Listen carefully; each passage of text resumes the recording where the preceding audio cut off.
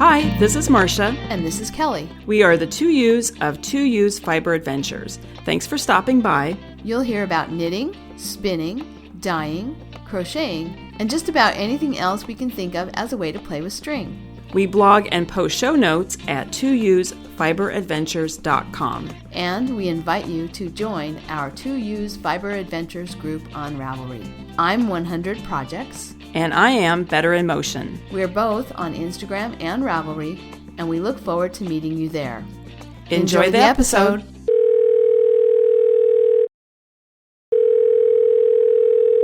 Hi, Kelly. Hey, Marsha. I should say good afternoon. Yes, actually, that's right. It's afternoon. We're recording in the afternoon, early evening. I actually even have a little glass of wine on my desk here. Oh, my. Well, the sun's at a different angle here at where I am, so it's too soon. No, I'm kidding. I'm actually going out to a movie tonight and probably will get some dinner. So I probably will have a little alcoholic beverage at dinner. But anyway. Cool. That sounds fun. Well, you have to just, before we get started with all of the projects and stuff, you have to report in on dogs. Oh, yes. My dog show marathon, 6 weekends in a row of shows, matches, barn hunt trials that we went to just watch, et cetera, et cetera. Mm-hmm. It was very successful. Every show we went to, the dogs qualified. And not only did they get a qualifying score, but they got a placement in the top 4. So that's really fun. Like, how many places as an adult, how many opportunities do you have as an adult to win ribbons? Like fancy ribbons, like rosette ribbons, big round things and long ribbons. So, but also the other end of it is, how many places as an adult do you have someone following around behind you, marking down on a clipboard everything you do wrong? Yes. Yes. That's the other aspect of it. But one of the reasons for doing this sort of marathon and being entered so many places, so much, was exactly that nerves that I have about being followed around by someone with a clipboard, marking down everything I do wrong. And then that translates to Bailey, but she's also nervous just because it's a place she's never been to before. And hey, there's this person wandering around behind us with a clipboard, and there's people outside the rings, and there's just a lot of, not just distractions, but to her sort of worrisome things, because she's sort of I guess they call it in the dog world, environmentally sensitive. So she's just nervous, she gets nervous about stuff. And then my nerves don't help. So this was good because by the time we got to the end, I was going in the ring feeling like, okay, my goal today is to see her wag her tail.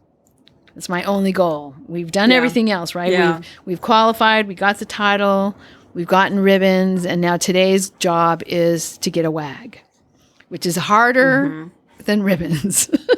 With this dog. Yeah. So anyway, it was really fun. We had a really good time and lots of successes, and now we're going to take a little break. But I did want to say I met a knitter, a fellow knitter. Her name is Roxanne, and she has a sheltie named Kite that she shows in Raleigh. She's in master level. And she's working towards his, I think it's called the Raleigh Championship. Anyway, much more advanced dog than I have. And she's in the Treadles to Threads Guild. That's the one that hosts the Fiber Frolic. That's in right around Memorial Day weekend, first part of June. And so she did say, when I was talking to her, that they're talking about it being closer to me next year, instead of being in Antioch, being more in the East Bay, like I forget what she said, like Walnut Creek, something like that, which would be really nice, because Antioch is I could do it in one day, but mostly you'd want to stay overnight. Yeah. Not have to drive up there and back in the same day. So anyway, that was exciting to find that out, and also really fun to meet someone who's doing this rally sport, who is also a knitter and a spinner, and yeah. So we talked knitting and spinning and fiber arts and stuff, and it was really fun. So, yeah. What have you been up to? Well, friends that I met them when Ben was in school, in elementary and middle school, and we've stayed friends. And so one of the mothers has moved up to Bellingham and has a house on Lake Whatcom. So we went up there for the afternoon. We got there about 1, I think, and spent the evening and had a nice dinner. We had a crab feed, which was really fun. Yum. That's very unusual in Seattle now because it's so expensive. But we had her husband is a fisherman, so she has lots of fish and lots of crabs. So that was actually really fun to have that. And but just as how this relates to the dogs, I mentioned this to you before we started recording, but I was telling them that you send me pictures of all the ribbons that the dogs, Bailey and Barry, have won, and then I look at the pictures and I look over at Enzo laying on the bed, being lazy and not weren't earning any fabulous ribbons. But anyway, we were laughing about that. But that was really fun. And then I've been hiking. I've gone on a couple of hikes, and I've been going over to some of the it's been kind of cool this week. In fact, we had a big rainstorm come through last night, but last week it was pretty warm. And so I went over a couple of nights over to Magnuson Park and went swimming, which was actually kind of fun. That was actually kind of fun. So I've just been doing that kind of stuff. I had friends over for dinner last weekend, so that's always a 2-day marathon to get ready for that, because you have to vacuum and clean and then buy food and make food, but and then clean up anyway. But that was really fun. And I don't know, what else have I been doing? And then I know. And then the other thing I need to report too, and you know this, Kelly, but my brother's house finally sold, and it closed, and they took possession of the house, I think, on Tuesday. So my time of going over there and watering pots and deadheading plants and fertilizing and staking up and pruning back is done.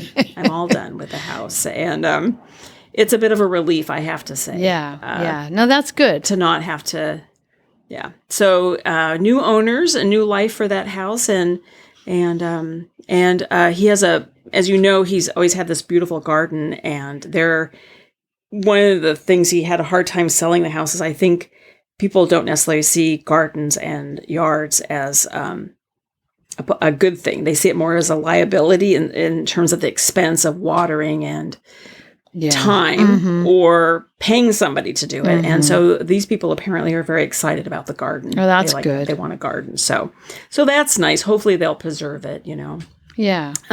So I have a bit more free time. And and I went to a movie a couple of nights ago and saw Superman, and now I'm going out to a movie tonight. So I'm doing things, busy, and some fiber related stuff, which I can talk about. But I think that's about all that's really I've been doing. I don't know. Okay. Well, redid my will. Oh, that's always that's not nice. Very exciting. Yeah. I know. I have not very exciting. I have on my list, my summer to-do list.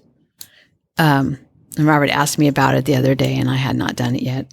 But to do my digital stuff, get things organized, so that if something happened to me, the executor would know what to do, what accounts to close down and delete, what stuff to continue, what would need to continue or would be helpful for them to know, I don't know. So anyway, I'm supposed to be doing that, and I have not. It's one of my summer projects that did not get done.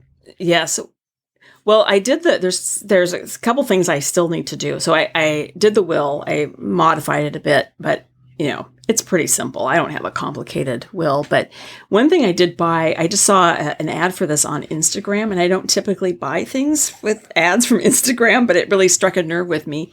And it's basically just a spiral notebook where you can list, like the name of your attorney, the name of your accountant, financial advisor, like all of your bank accounts and their numbers, also your social media accounts and their passwords, all that stuff. Yeah. And so I've got that, and I've been filling it out. And then good. And then I just have a notebook too where I was just listing things that I have that maybe they have value, like monetary value, but more importantly, just sentimental value. And so that Ben will just know why I kept all these things. And then he can read it and throw it away. Right. But at least he'll be informed. He'll be informed of the stuff he's throwing away anyway. But then my attorney said too, that if there's things that you specifically want to go to somebody, they want you to write that down and you include it. So it doesn't like it has to be notarized or any of that kind of stuff, but just like you have a record of there's something. And I said, the only thing I can think of in particular is the dog. Like if I die today, who takes the dog? That's the only thing. Otherwise, like the stuff doesn't really matter, but it's like the dog matters. And so anyway, well, I don't know why I don't know why I'm going off on this, but anyway, it's an interesting thing just to put your life in order, But anyway. Yeah. It's difficult. I mean, I found it, I'm still finding it difficult because I haven't done it. I do know you can set up, my brother has done this. You can set up like a legacy contact for your Apple account. So there's that. And then, and then I have passwords and stuff are saved in a password app. So, that's all there, but I just want to go through it and make sure that the stuff I don't need why should somebody have to go through all that? Get kind of like decluttering, right? Decluttering accounts. If I'm not using it, but it's still in there and I still have an account, why don't I just go to the website and actually delete my account and be done with it? Right? Yeah. There's all these logins for different stuff that I don't use. Like mostly I don't do that when I go and purchase something, especially if I'm just going to purchase it once, but sometimes it's more convenient, or sometimes you get a 10% off. And so I do it. And then it's I really don't want that. I mean, it probably doesn't matter, but it just seems like make it easier. I have, but the 3 accounts, I don't know if I said this, but they're bank accounts. And I don't know why I know it's stupid. I have 3, one was this is so ridiculous, but one was the tell your story, Marsha. Okay, now I'm going down a rabbit hole. I'm a very, as you know, Kelly, I'm a very sentimental person, and it's really difficult for me to get rid of things. And I have, so I'm going to try and make this a short story because I'm really digressing. But years ago in the Seattle Public Schools in elementary school, there was a bank called Washington Mutual. It's now become Chase here in Seattle, but it was Washington Mutual, and every child in school got a savings account. And every year, or not every year, but every Friday, once a week, you'd bring money and put in your savings account. Oh, right. And the bank would collect it. So I would bring a nickel or a dime or everything, and they put it into this account. My savings account is the same savings account I had and then I attached my checking account to it. And it's the same one I've had since I was in elementary school, that same number. Okay, now this is the ridiculous thing. But then but they changed their policy, and you couldn't do like the, you'd use the app and you could take a picture of your check. Like mobile deposit. Mobile deposit. Thank you. That's actually what it's called. You couldn't do it over a certain amount. I had a monthly check that was $500 over the limit, and I had to go into the bank to deposit it. And I said, isn't there some way you can just raise that? And like, no, they wouldn't do it. So I just opened a different account with the credit union. Or I always had an account with a credit union, but I didn't have a checking account attached to it. So I just changed it. But I could not bring myself to close that savings account. And I have like, I don't know, $100 in there. Yeah. So this is the thing. I should probably get rid of this, right? And let it go. So it doesn't matter. But you know how old I am. So I've had that since I was in 2nd grade or something. Yeah. Wow. That's ridiculous. Oh, I have to say I have unusual attachments to inanimate objects or things like that. I mean, I just do. There are. I understand. Yeah. I do understand. Yeah. That. Yeah. Well, and I'm going to tell you, thinking about banks and stuff, my mother, for years, she kept it would be my great grandfather, her grandfather's safety deposit box. And she paid, a fee every year to have the safety deposit box. And I had to go down there when she passed away, get rid of it because the bank, they actually tore the building down. So I had to go get rid of I had to take everything out of there. And there's like nothing, there's nothing in there of value. But she paid for that safety deposit box because it belonged to her grandfather. Wow. And so yeah. She couldn't give it up. We come by it Crazy naturally. Mm-hmm. So funny. Yeah. Anyway, well, enough of that. Let's, should we talk projects? Yes. Let's talk projects. Who wants to go first? I am going to go first because I have a major finish to talk about. Oh, right. Well, you might have a major finish too, but I have a really major finish that I want to talk about. So the California Variegated Mutant CVM that I bought in 2018, and I started carding it in November. I dyed it. It was sticky. Well, I started carding it. It was sticky. So I decided I needed to rewash it. And then while I was rewashing, I thought, I know what I'll do. Some of this I'll just dye it. And then, I'll rinse it. I'll put a little soap in the dye bath, and then I'll rinse the dye off and, rinse it after the dye is done.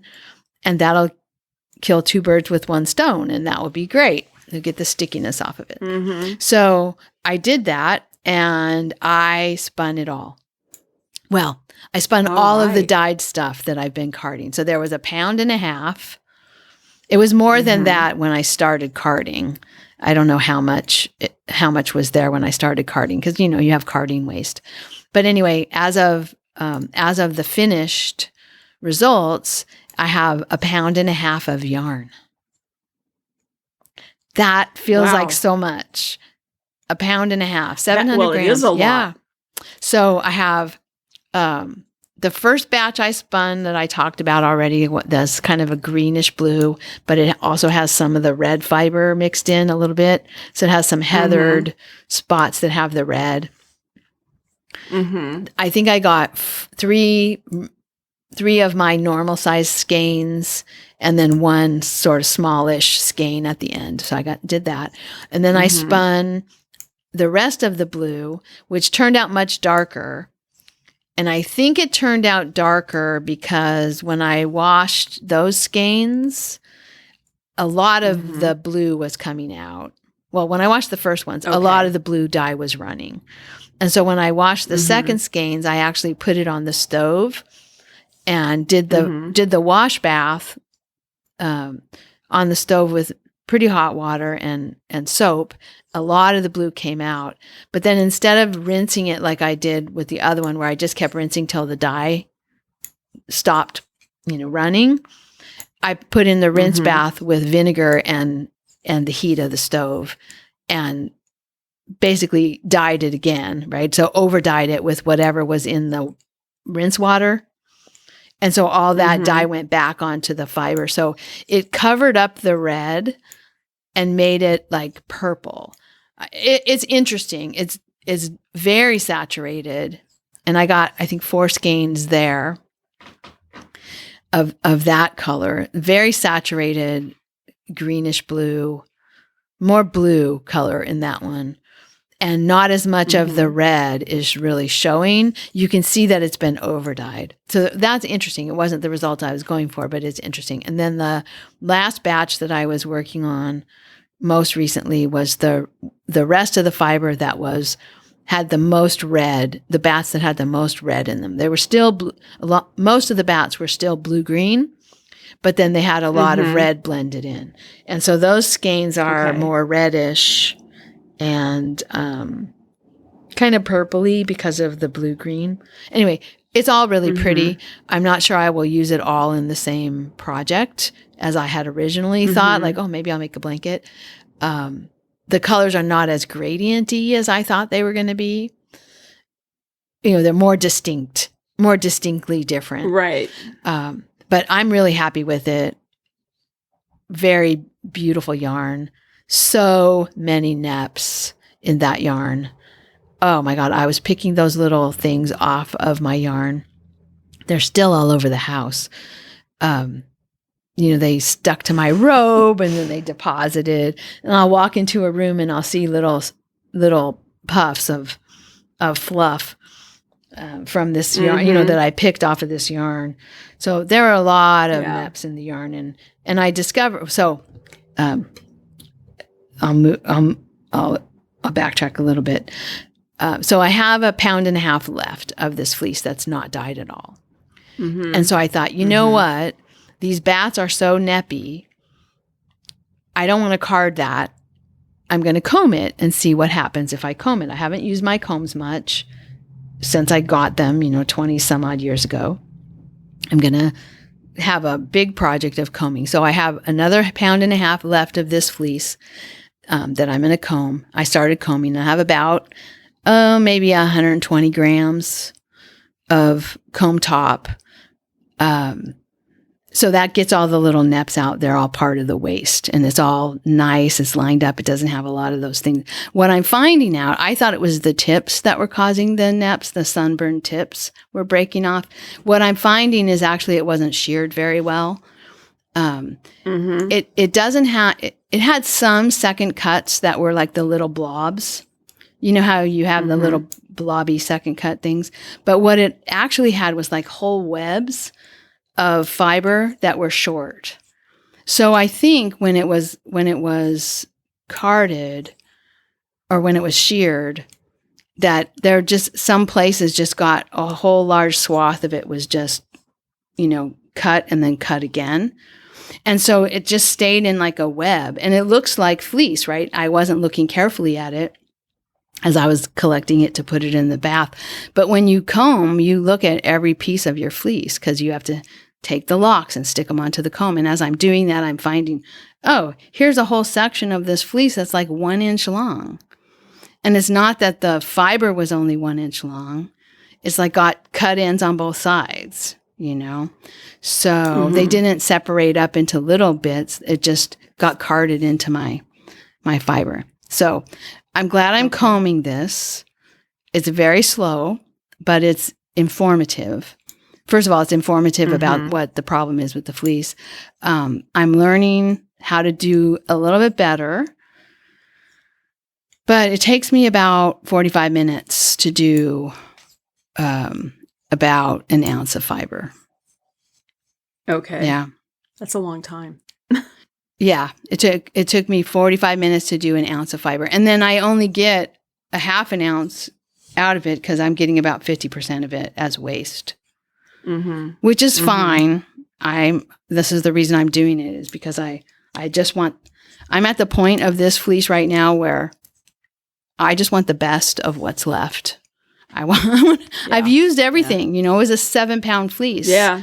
And I've used all of it. So in a couple of things prior, and now this project and now the combing project. So yeah, I'm happy to just let that waste be waste, and I put it around. Yeah. I'm putting it around plants. But anyway, I'm really happy to be done with that spin. I like how it turned out, and it feels really good to be finished. I'm looking at your photograph in your projects, and it's beautiful, really pretty. Thank you. Yeah, I really like how it turned out.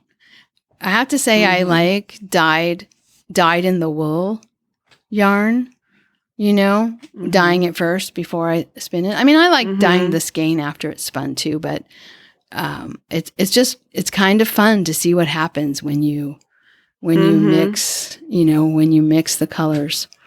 So yeah. So yeah, that was the big spinning project that I finished. And then I'm still working on my socks right now while we talk.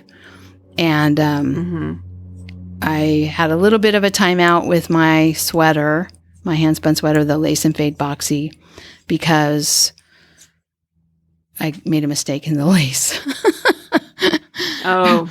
Which is not a hard lace pattern, but, you lose concentration and I have tons of stitch markers in it, but still, I lost concentration and something went wrong and I didn't have the right stitch counts. It looked pretty much okay. There were a couple of places where I could see I missed a yarn over, but I had the wrong stitch counts almost between every stitch marker. So clearly I did something wrong. So I just ripped out about 4 inches of it and I've just started back. And since it's on the lace pattern right now, I'm not knitting on that while we talk. Yeah. I learned my lesson. So, but it's So, but it's going well. And the arm, I did try it on, and the armhole works fine. It's going to be great. I think it's going to be really a good fit. So, those socks and the sweater are my only knitting. And then the only other thing I have to talk about in terms of the my projects is I did spend a couple of days washing a merino fleece named Ernest, and this is the first merino. This is the first merino fleece that I have washed, and I think he's from 2016. I want to say that he's from 2016. I might be wrong about that. But anyway, beautiful fleece. I do think, so it's still really still sticky, still greasy. I was trying really hard not to felt it. And so I did take one part of that was still, I did like 2 batches. I did an overnight soak, and then I did 2 washes on the stove pot, not in my washer. And then 2 rinses, but it was all still sticky. So I took about I think maybe 1.5 pounds or so of what was still sticky, and I re-washed it, and that slightly felted, that extra wash. So I'm picking it right now, and it's not terrible. I mean, it's not like unusable. I'm getting quite a bit of it, that I'm going to be able to card. But there are parts of it that's like, okay, yeah, you felt it. But you just it's making more work for you. Yeah, and there is going to be waste from that. Parts that I'm not able to pick apart. They're just too like stringy, right? Like they just got into little stringy bits, and they're felted. So I'm going to have to be more careful with doing the second wash on the next parts of the fleece. Part of the problem with merino is that it's so fine that it doesn't drip dry. Like with a coarser fleece, you don't have to really squeeze it to get the water out. I mean, you can squeeze it to get the water out, but you lift it out of the pot in the lingerie bag, and it's just water's pouring out. And this merino was really holding on to the water and holding on to the soap, and so because it's so fine. And so I got a little bit too vigorous, I think, with that second wash, trying to get the soap out so then the rinse water could do its job, and then trying to get the rinse water out so then I could lay it out to dry. I think I'm just going to have to be a little bit more careful. So, and I was letting it like sit without squeezing it out until it cooled down. But yeah, there's a reason I didn't buy merino fleeces all these years. So another learning experience for me. Yeah. Yeah. So yeah. anyway, I had a good, fun tour de fleece with lots of spinning. I didn't finish my CVM fleece during the tour de fleece, the main tour de fleece, but I did finish it shortly thereafter. So yeah, Okay. I'm All right. happy that that's done, and I'm moving along on other spinning projects. So, Okay. what about you? Okay, so I have 2 finished projects. I finished the combo spin that I was talking about, the red one that from the fiber from Pat Eisner, and I ended up with slightly over 1,000 yards of 3-ply, about worsted weight yarn. So that is done, and it's very pretty. Yeah, it's beautiful. I realize I have another red combo spin. So You like what you like. Anyway, but that was. Oh yeah, I really like those combo spins. But anyway, I finished that, and then I had an 8-ounce braid of Cheviot top in hot pink. Remember, I bought this over at Eugene Textile Center's booth at the weaving conference in Yakima, Washington, and so I spun that, and it was really fun to spin. Well, because it was such bright colors, it was kind of fun. Yeah, and it's so interesting when you were talking about spinning dyeing the fiber first and then spinning it, and how much fun it is to watch that process. I'll post pictures in the show notes of the braid as I bought it, and then how it spun up. And it's interesting because it was a lot of hot pink and orange and yellow, and then it had a little bit of like a Christmas red. Not a lot, but a little bit of it, and a little bit of like a Christmas green in it. And it's so interesting how it has. I don't have it here in front of me because I this morning I washed it, and it's hanging up to dry. But the green and red kind of tone, because green and red when they're together make kind of more of a brown. So they don't really. It really reads pink and brown now, kind of with an orange and yellow. It's so interesting how it changed that. So I say that Christmas red and green don't show up as those colors anymore. They show up more as brown, which makes sense, right? Yeah. Because if you combine those 2 colors, you get brown. Or a brownish color. So I'll post pictures. It's really, really interesting. And so what I did is I just split the braid in half. So I had 4 ounces of each, and then I just spun 2 bobbins and plied it together. Or I spun the 2 bobbins and I just plied it back on itself. Oh, Anyway, I ended up with about, it says here I have 572 yards of a 2-ply sort of fingering weight. So I don't know what I'll do with that. Nice. But anyway, that's done. I haven't picked up my socks since we last recorded. I've been working on Simple Shawl by Jane Hunter using the handspun that I did in the kind of grays and oranges. And I, see, I have it right here in front of me. I think you're supposed to knit till you have 305 stitches. And so what I learned is if you, it's just a 3-row repeat. And you just keep repeating those 3 rows to get the increases, and then the sort of a lace, well, it's not really lace, but a detail that goes down the back of the shawl. So every 3 repeats is an 8-stitch increase. So I have done 328 increases. So I should have, or no, not increases, but I should now have 328 stitches on the needle. I have to confirm that. And they said at 305, you start a kind of a lace detail and then the picot bind off. And so now my dilemma, the thing I have to figure out is I want to use all the yarn. I don't want to have a lot left over. Yeah. And so I have to figure out how much more I can knit before I have to start the lace detail and to reserve enough for the lace detail and the picot bind off. And so if you do, they said basically 305 stitches or until you have approximately 25 grams of yarn left. And so my last ball, when I started, I changed about 3 rows back. I had 87 grams.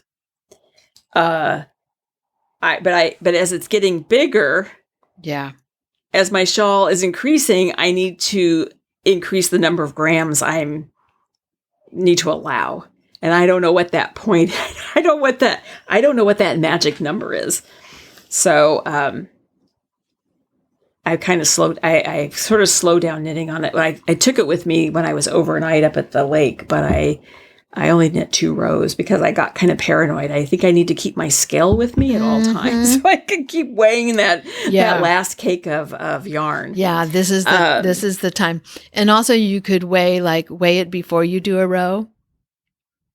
Oh. And then weigh it after you do a row so you can see how many grams that row took. Oh. And then that'll give you an idea too of okay, if a row is taking me about this many grams and the picot bind off and that's going to take more yarn, but the lace detail is this many rows and the picot bind off is this many rows, and then how many rows can I get?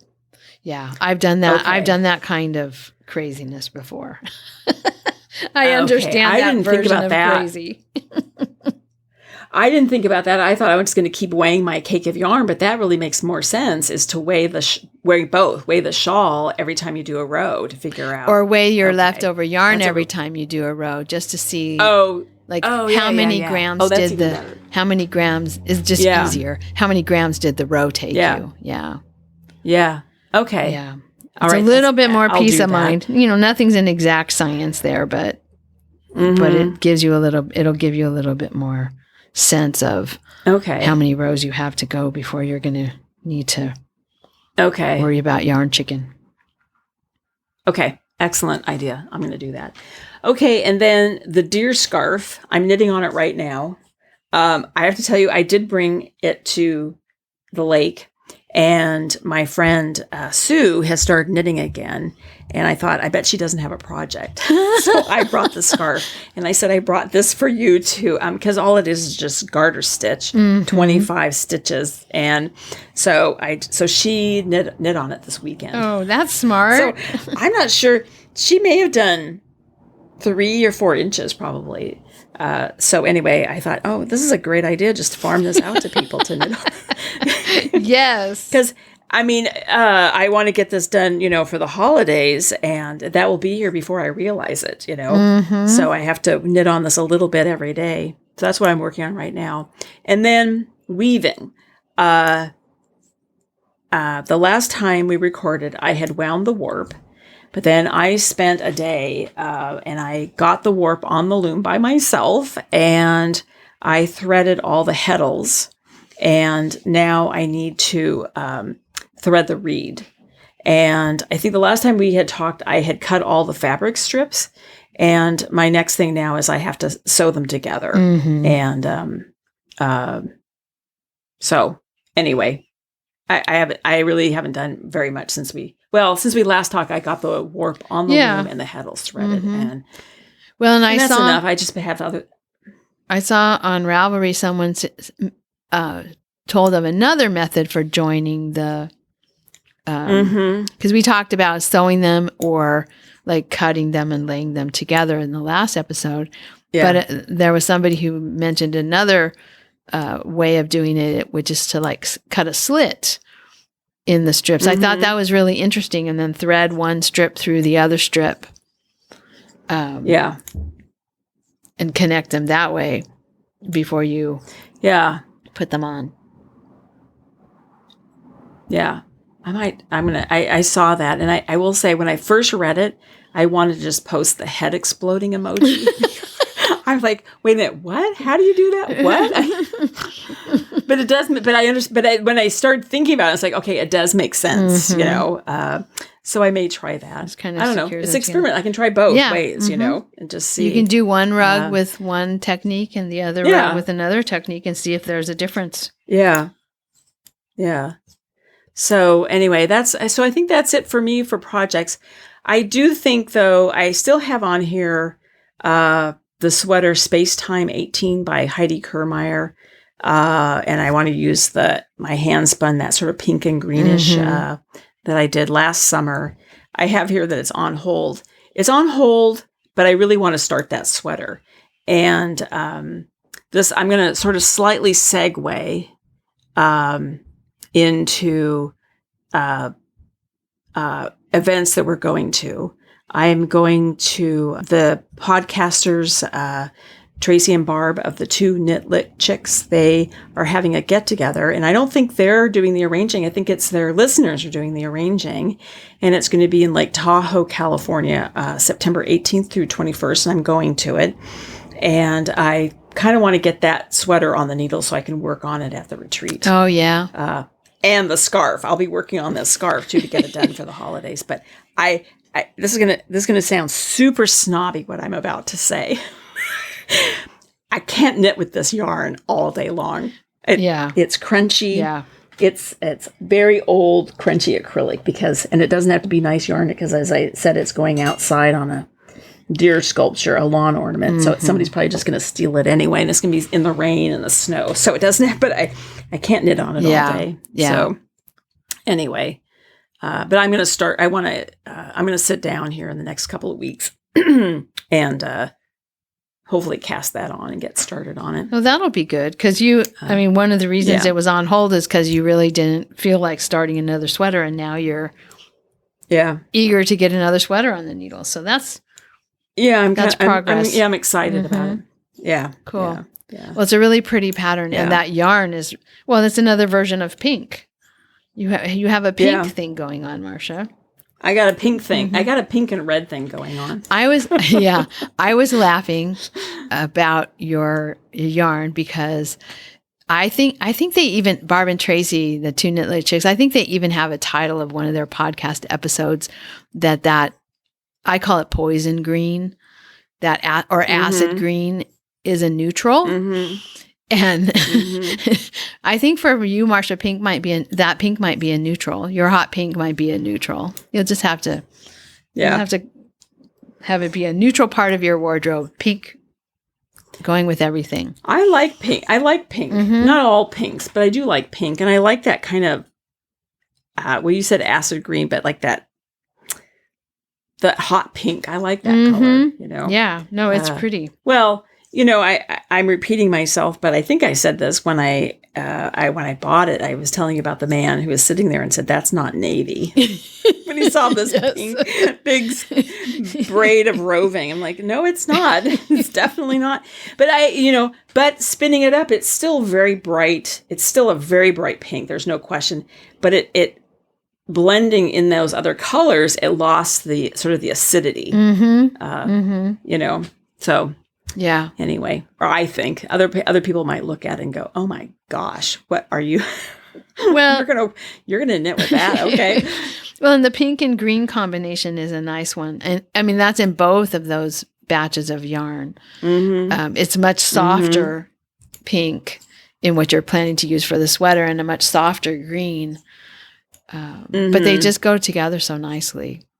And then you get a little bit of, and then you get a little bit of brown, right, from the pink and the green together, or the red and the green together. You get a little bit of that brown sort of muting it. Anyway, I'm looking forward to seeing how that knits up, because I think that's a really pretty, that's a really pretty combo spin that you did. So, yeah. Anyway, and so you had some things that you wanted to talk about too. Yeah. So I was so focused on the spinning and so like wanting, on a mission to get this CVM spun up. And also Tour de Fleece was going. And so I would come upstairs to the sunroom and I would spin. And Of course, Robert's in another part of the in the evenings, and Robert's in another part of the house watching Downton Abbey or the Waltons, his favorite shows. And I thought, I'm going to look. I don't watch. I know I've said this before. I don't often watch YouTube videos. There were quite a few YouTube shows that I watched early on when I first was watching podcasts, and they would come on my podcast app, but that's expensive to host video on on one of the podcast hosting sites. And, YouTube is available, and people sort of moved onto YouTube. And so as people moved off of the podcast apps and onto YouTube, I wouldn't see them, and I wouldn't think to go and look. I was sitting there spinning, and I thought, okay, I'm going to watch some YouTube stuff. And so I just put in Tour de Fleece, and what I ended up with, I'm calling an international Tour de Fleece YouTube binge. Because, oh my gosh, did I find the YouTubers doing Tour de Fleece. I focused mostly on the ones that weren't from the U.S., although I did watch a couple of them from the U.S., but the ones I'm going to tell people about are the ones that I watched the most. It was just interesting to watch a more international crowd. And all of them are younger people, which is also interesting. So my favorite, I'll tell you about my favorite first. My favorite one I've found is Maine Wolden, and it's, her name is Yenta, and the name, so Maine, M-I-J-N, she pronounces it like Maine, means my, and Wolden is a place in Belgium. And she said she chose this name because of kind of a play on my Walden. Anyway, she spins and dyes, naturally dyes, mostly local Belgian wool. There's Flemish milk sheep and Belgian spotted sheep, and I can't remember. Oh, Zwartbliss, which I think I have spun a blend that had that in it, because I remember trying to figure out how you're supposed to pronounce it. But she gets whole fleeces of it.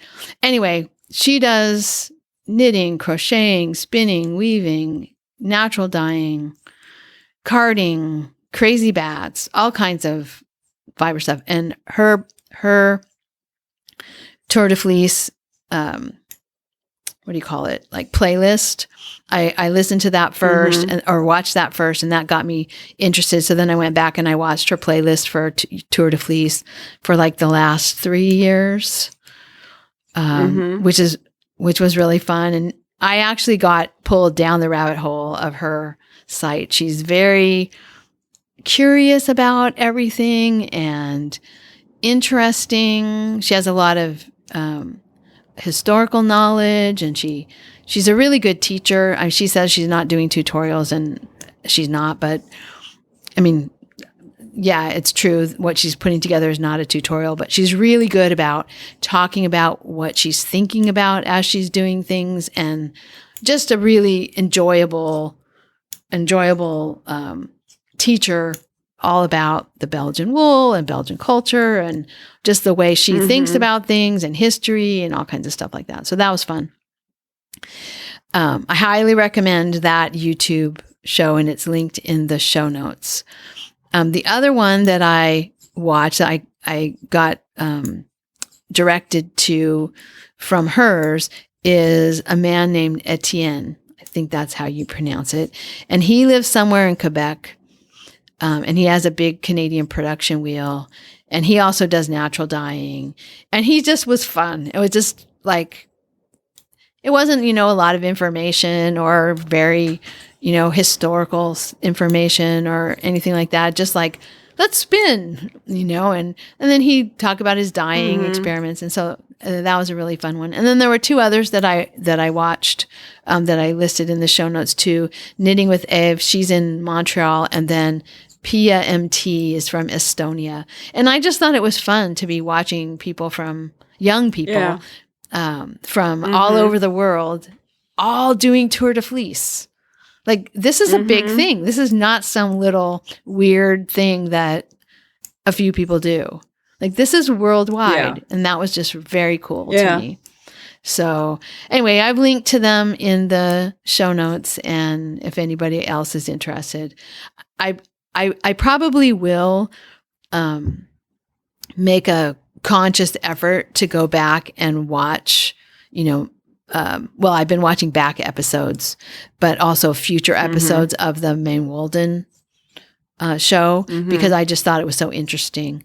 I might pop into the others every once in a while, but that's if you wanted my highest recommendation, it would be that one. So anyway, well, you had sent me the link to Men Walden, and I watched one episode, and it's very good, really interesting and fun. So I've only watched the one episode, but I'm going to go back. I'm going to go watch some of them too because they were fun. Yeah, she just has a really good way about her and very positive and just it's a feel good watch, right? You have a bad mood, just go get some wool out of your garage, put your hands in it, and turn on this YouTube show. And you'll be fixed. So I think that's it. That's it for me. I will say about the events Marsha talked about, the get together that she's going to. The Monterey County Wool Show. The fleece judging is this Saturday, and the item judging is on Sunday.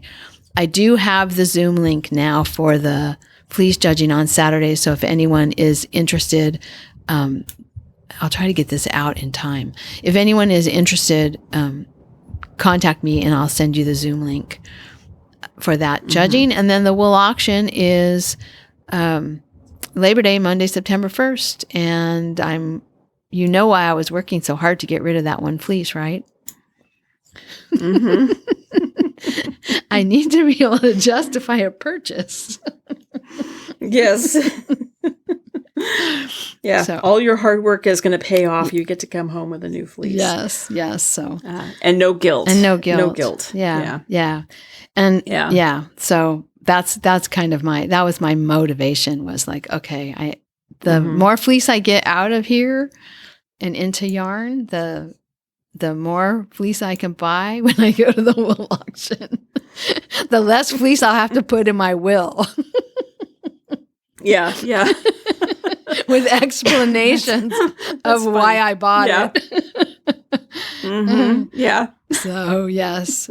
And then the other thing I just wanted to mention is Lambtown, October 4th and 5th in Dixon, California. They do have workshops. I don't know if they're all sold out, but they start October 2nd. I'm still thinking I'm going to go. I've been debating back and forth, but I'm mostly on the side of I am going to go.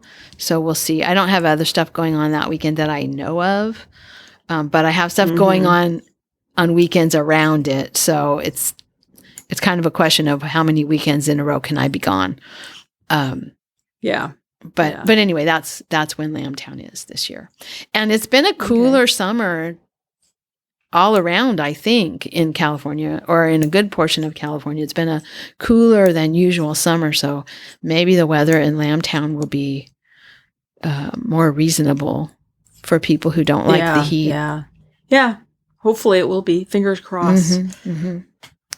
So, all right. Yeah, so that's it. Oh, I know we just have to mention that our Tour de Fleece is over, but the summer spin-in continues, so we're getting close now until September 1st. Yeah. So just one last push. Keep spinning. Yeah. So maybe I'll be ready to spin those the combed CVM. Maybe I'll have all the CVM combed, and I'll be able to get spinning on that for the winter. It won't take long. There won't be that much of it. Once I get done with all the waste, there probably won't be that much of it. But, and it'll spin nice and fast because it'll be so well prepared. Well, I think that's it, Marsha. All right. Well, I guess Yeah, we'll say goodbye. This is a short one. I'm just looking here at our timestamp. We're at just 55 minutes, so we're getting shorter. We're returning some of people's time. Yes, they have time now to go live their lives, right? Instead of hanging on every word that we're saying.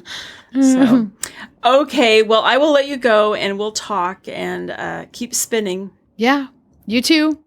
Or you're knitting. All righty. You'll be knitting. Oh, no, weaving. That's what you need to be doing. Yes, in fact, I don't have a spinning. Yeah, I don't have a spinning project, which is probably good. I think I'll just let that sit for a while, but I will. I got to get going. Hopefully, fingers crossed, I'll have more to report in the next episode. Yes, put your scale in your shawl bag. Yes, do that right away. All right. We'll talk. All right. Bye-bye. Bye-bye. Thank you so much for listening. To subscribe to the podcast, visit 2usfiberadventures.com. Join us on our adventures on Ravelry and Instagram. I am Better in Motion, and Kelly is 100 Projects. Until next time, we're the 2Us Doing our part for World Fleece.